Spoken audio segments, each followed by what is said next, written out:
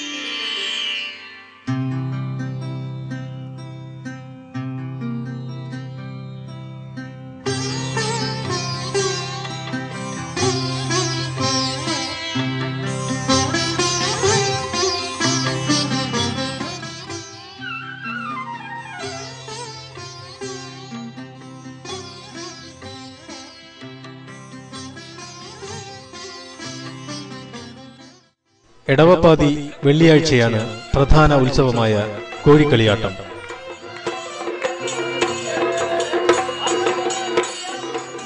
ഭക്തർ വഴിപാടായി കെട്ടിയാടിക്കൊണ്ടുവരുന്ന പൊയ്ക്കുതിരകളും ചെണ്ടമേളങ്ങളുമായി ആബാലവൃദ്ധം ജനങ്ങൾ ദേവിയുടെ ചരിത്രവും അപദാനങ്ങളും പുകഴ്ത്തിപ്പാടിക്കൊണ്ട് ഉത്സവ ദിവസം കളിയാട്ടക്കാവിൽ എത്തിച്ചേരും.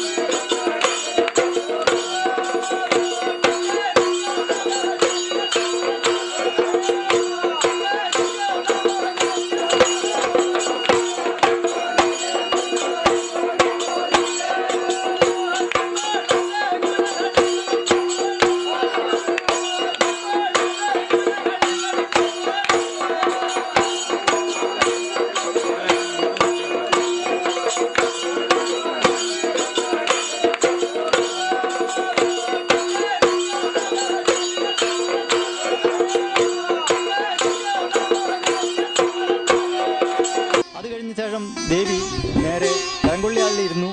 അവിടെയും ദേവിക്ക് സ്ഥലം പോരാ എന്ന് കണ്ടപ്പോൾ നേരെ പൈങ്ങാംകുളം ഇരുന്നു. പൈങ്ങാംകുളങ്ങര എന്നൊരു പറഞ്ഞ സ്ഥലമുണ്ട്, അവിടെ ഇരുന്നു. കുളത്തിൻ്റെ വക്കത്തിരുന്ന് ദേവി പൈങ്ങ കൂട്ടി ഒന്ന് മുറുക്കി ആ കുളത്തിലേക്ക് ഒരു തുപ്പൽ തുപ്പി.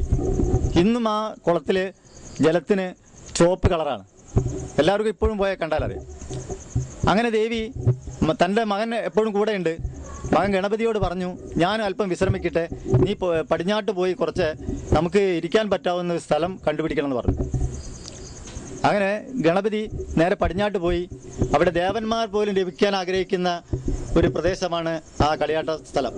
അവിടെ പോയി നമ്മുടെ ഗണപതി നേരെ പടിഞ്ഞാടോട്ട് നോക്കിയിരിക്കുക. ഏറെ വൈകിട്ടും തൻ്റെ മകനെ കാണാത്തതുകൊണ്ട് ദേവി നേരെ അന്വേഷണത്തിന് പുറപ്പെട്ടു. അന്വേഷിച്ച് ചെന്നപ്പോൾ മൂപ്പര് അവിടെ ഇങ്ങനെ ഇരിക്കുക, പടിഞ്ഞാട്ട് നോക്കി രസിച്ചിരിക്കുക. ആ ഇളമ്പൂഞ്ച കതിരട്ടം കണ്ട് അതുപോലെ തന്നെ ഈ കാടും മേടും ഒക്കെ ഉണ്ട് മൂപ്പര് രസിച്ച് കുത്തിരിക്കുക. അങ്ങനെയൊക്കെ ദേവി ദേഷ്യപ്പെട്ടു. നിന്നെ ഈ ഉത്തരവാദിത്വമില്ലാതെ നിന്നെ ഇതിനാണ് ഇങ്ങോട്ട് പറഞ്ഞയച്ചെന്ന് ചോദിച്ചു. അങ്ങനെ ദേവി എനിക്ക് എന്നെ കാണണ്ട, എൻ്റെ പിന്നെ പോയിരുന്നെന്ന് പറഞ്ഞു. പല ക്ഷേത്രങ്ങളിലും നമ്മുടെ ഹിന്ദു ക്ഷേത്രങ്ങളിൽ ഗണപതിൻ്റെ അമ്പലം ഒന്നുകിൽ ഇടതുഭാഗത്ത് കന്നിമൂലക്കിലാണ്. പക്ഷേ കളിയാട്ടക്കാവിൽ ഗണപതിൻ്റെ ക്ഷേത്രം നേരെ പിന്നിലാണ്. അതിന് കാരണം ഇതാണ്, ദേവിക്ക് നിന്നെ കാണണ്ടെന്ന് പറഞ്ഞു ബാക്കിൽ. എല്ലാ കർമ്മങ്ങളും എല്ലാ പൂജകളും കഴിഞ്ഞാൽ തന്നെ അവസാനമാണ് ഗണപതിക്ക് പൂജ.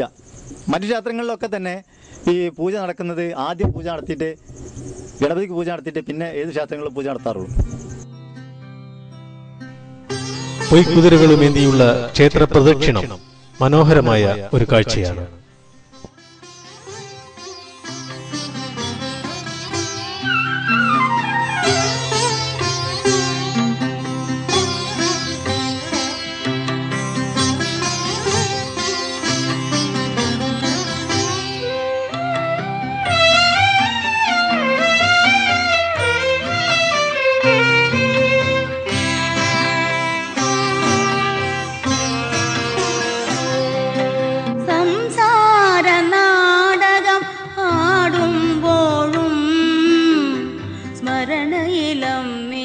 ശക്തി സ്വരൂപിണിയായ ദേവിയുടെ തിരുവുത്സവം നാടിന്റെ മൊത്തം ഉത്സവമാണ്.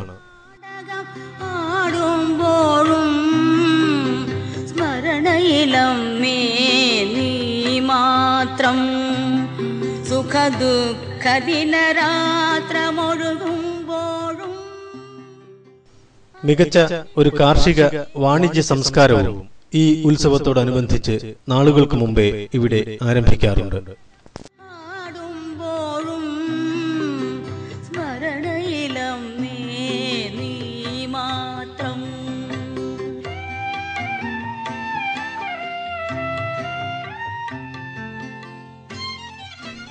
ഈ പ്രദേശത്തിന്റെ ഒരു കാർഷിക ഉത്സവമായി മൂന്നിയൂർ കളിയാട്ടക്കാവ് ഉത്സവത്തെ വിലയിരുത്താവുന്നതാണ്.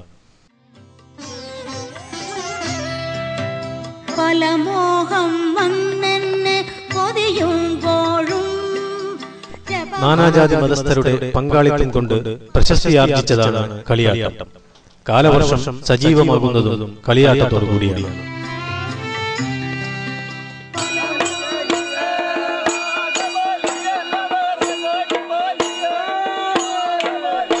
മതമൈത്രിക്ക് പേരുകേട്ട ഇത്തരം ഉത്സവം മലബാറിൽ വേറെ കാണുക പ്രയാസമായിരിക്കും.